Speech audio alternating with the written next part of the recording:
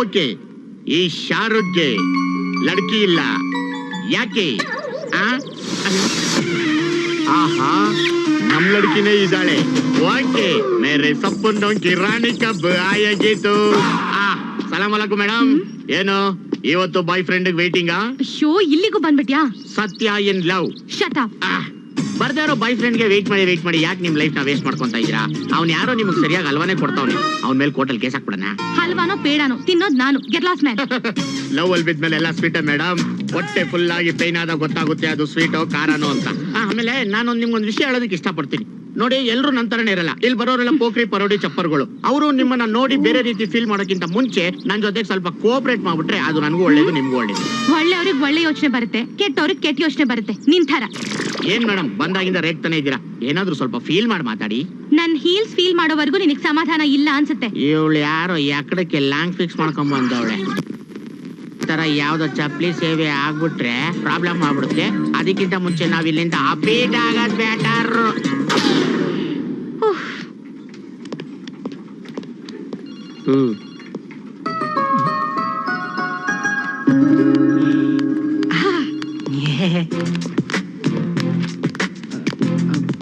ಪ್ರಿಯಾ, ನೀನೇನ್ ಮಾಡ್ತಿದ್ಯಾ ಇಲ್ಲಿ? ಸಿಂಪಲ್. ಹೊರಗಡೆ ಎಲ್ಲೋ ಬೀದಿಲಿ ನಿಂತ್ಕೊಂಡು ಕಾಯೋದಕ್ಕಿಂತ ಇಲ್ಲಿ ಕಾಯೋದ್ ಬೆಟರ್ ತಾನೆ. ನೆನ್ನೆನೂ ಬರ್ತೀನಿ ಅಂತ ಹೇಳ್ಬಿಟ್ಟು ಬರ್ಲೇ ಇಲ್ಲ. ಹೇಗ್ ನಂಬೋದ್ ಹೇಳೋ ನಿನ್ನ? ಅದು ಹಾಗಲ್ಲ, ಕೇಸ್ ಏನೋ ಸ್ವಲ್ಪ ಕಾಂಪ್ಲಿಕೇಶನ್ ಆಗಿದೆ. ಸಾಯಂಕಾಲ ಮಾಮೂಲಿ ಜಾಗದಲ್ಲಿ ಸಿಗ್ತೀವಲ್ಲ, ಅವಾಗೆಲ್ಲ ಡೀಟೇಲ್ ಆಗಿ ಹೇಳ್ತೀನಿ. ಪ್ಲೀಸ್ ಇಲ್ಲಿ ಬೇಡ. ನೀನ್ ಇದೇ ತರ ಮಾಡ್ತಾ ಇದ್ರೆ ನಮ್ಮಿಬ್ರ ಮಧ್ಯನೂ ಮುಂದೆ ಕಾಂಪ್ಲಿಕೇಶನ್ಸ್ ಬರುತ್ತೆ.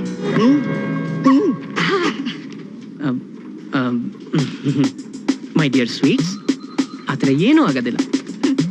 ಈಗ ಹೊರಡ್ಬಿಟ್ಟ ಪ್ಲೀಸ್. ಇದಕ್ಕೇನ್ ಕಮ್ಮಿ ಇಲ್ಲ. ಹಾ, ಒಂದ್ ವಿಷಯ, ಡ್ಯಾಡಿ ನಿನ್ನ ನೋಡ್ಬೇಕು ಅಂತ ಹೇಳಿದ್ದಾರೆ. ಸೊ ಈ ಸಂಡೇ ನೀನು ಮನೆಗ್ ಬಂದು ಅವ್ರನ್ನ ಮೀಟ್ ಮಾಡ್ಬೇಕು. ಅವತ್ತೇನಾದ್ರೂ ಕಥೆ ಕಟ್ಟಿದ್ಯೋ, ಸ್ವೀಟ್ಸ್ ಅಲ್ಲ ಬರೀ ಖಾರ.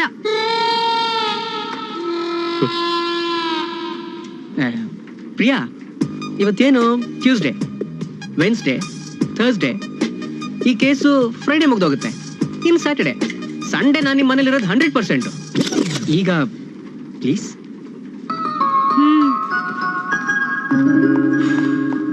Sunday Sunday Sunday bye bye.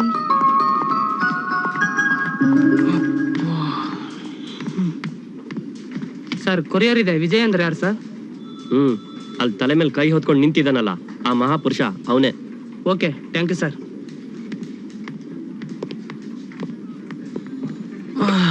Sir, courier sir. ನನಗ? ಹೌದು ಸರ್. Signs sir. ತಗೊಳ್ಳಿ ಸರ್.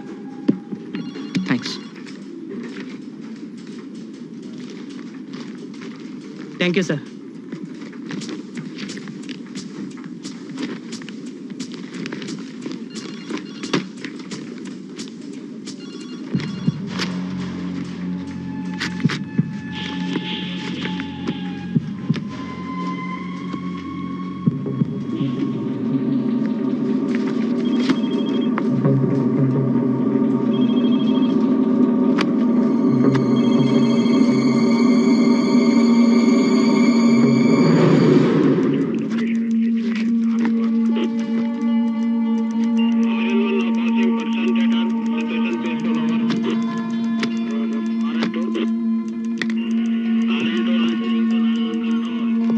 ಸರಿ, ಬನ್ನಿ ಸರ್.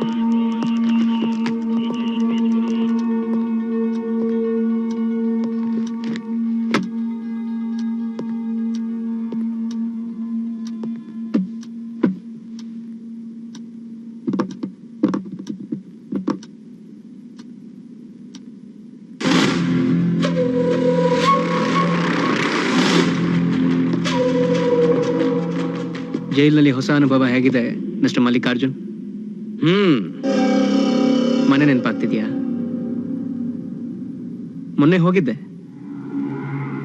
ತುಂಬಾ ಬಿಕೋ ಅಂತ ಆಯ್ತು.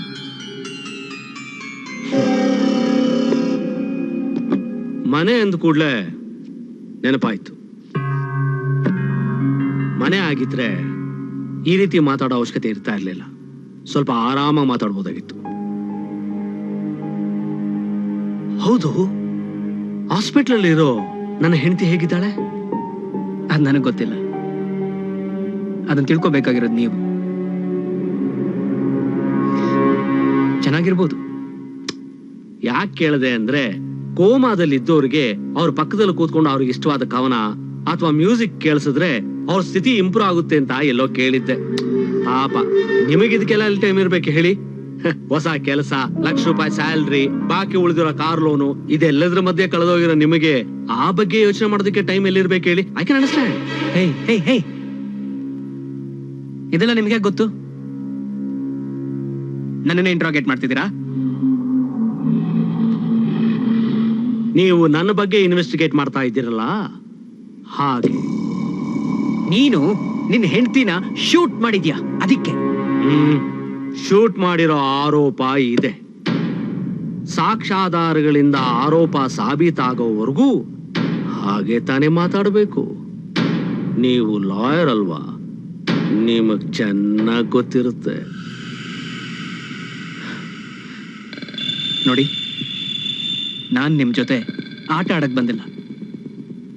ಮುಂದೆ ಒಂದು ದೊಡ್ಡ ಆಟನೇ ಇರಬಹುದು ಅಂತ ನಿಮಗನಿಸ್ತಾ ಇಲ್ವಾ, ಮೈ ಡಿಯರ್ ಎಫಿಷಿಯಂಟ್ ಲಾಯರ್?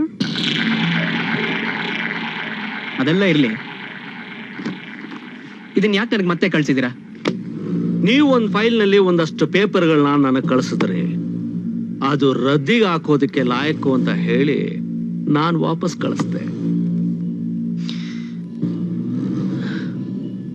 ಅದನ್ನ ಎವಿಡೆನ್ಸ್ ಫೈಲ್ ಅಂತಾರೆ. ಪಬ್ಲಿಕ್ ಪ್ರಾಸಿಕ್ಯೂಟರ್ ಆಗಿರೋ ನಾನು ಅದ್ರ ಒಂದು ಕಾಪಿನ ಡಿಫೆನ್ಸ್ ಕೊಡ್ಬೇಕಾಗಿರೋದು ನನ್ನ ಕರ್ತವ್ಯ. ಆದ್ರೆ ನನಗೆ ಅದು ಯಾವ ಆಂಗಲ್ ಇಂದಾನು ಅದು ಎವಿಡೆನ್ಸ್ ಫೈಲ್ ಅಂತ ಅನಿಸ್ಲೇ ಇಲ್ಲ. ನಿಮ್ಮ ದೃಷ್ಟಿಯಲ್ಲಿ ಅದು ಎವಿಡೆನ್ಸ್ ಅಲ್ಲದೆ ಇರ್ಬೋದು, ಆದ್ರೆ ನನ್ನ ಪ್ರಕಾರ ಅದರಲ್ಲಿ ದೊಡ್ಡ ಎವಿಡೆನ್ಸೇ ಇದೆ. ಓ, ಹಾಗಾದ್ರೆ ಗನ್ ಸಿಕ್ಬಿಡ್ತಾ? ನಿಮ್ಮನ್ನ ಹಿಡಿದು ಒಳಗಾಕಕ್ಕೆ ನನಗೆ ಗನ್ ಸಿಗಲೇಬೇಕು ಅಂತೇನಿಲ್ಲ. ಹಾ, ಒಂದು ಮಾತು ವಿಜಯ್, ನಿಮಗೇನು ಅಭ್ಯಂತರ ಇಲ್ಲ ಅಂದ್ರೆ ನಾನ್ ನಿಮ್ಮನ್ನ ವಿಜಿ ಅಂತ ಕರೀಬೋದಾ?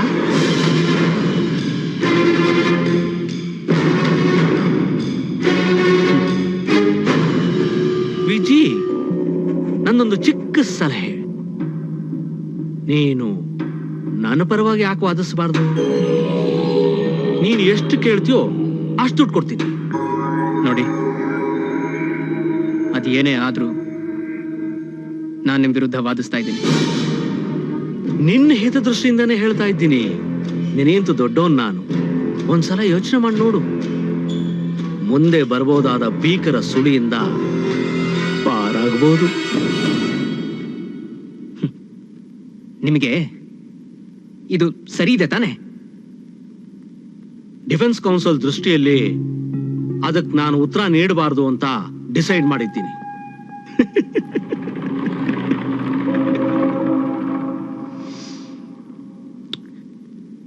ಮಲ್ಲಿಕ್, ನಿಮ್ಮ ಆಫರ್ಗೆ ಥ್ಯಾಂಕ್ಸ್.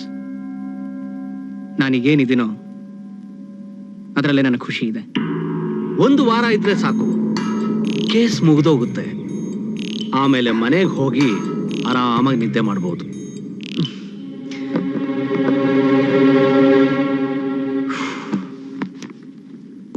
ಇದನ್ನ ನಿಮ್ಮ ಹತ್ರ ಇಟ್ಕೊಳ್ಳಿ, ವಾಪಸ್ ಕಳಿಸ್ಬೇಡಿ.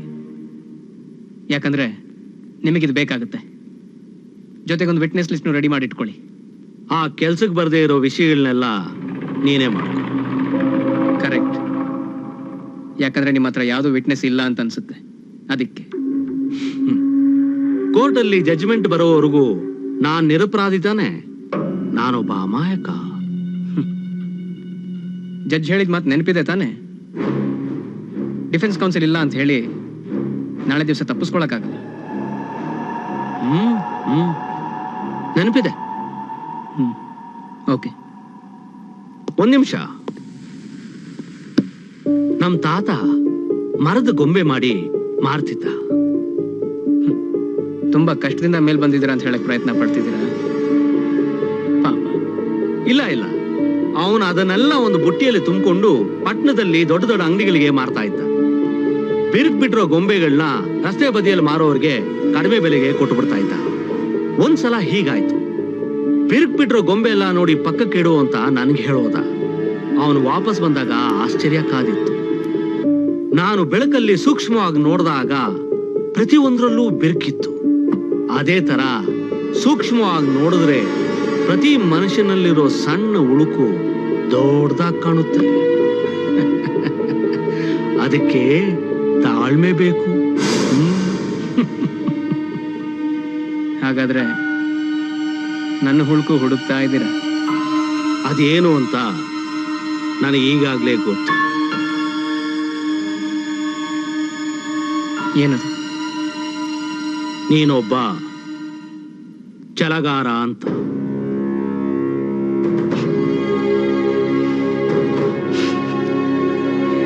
ಕೋರ್ಟಲ್ಲಿ ಸಿಗೋಣ.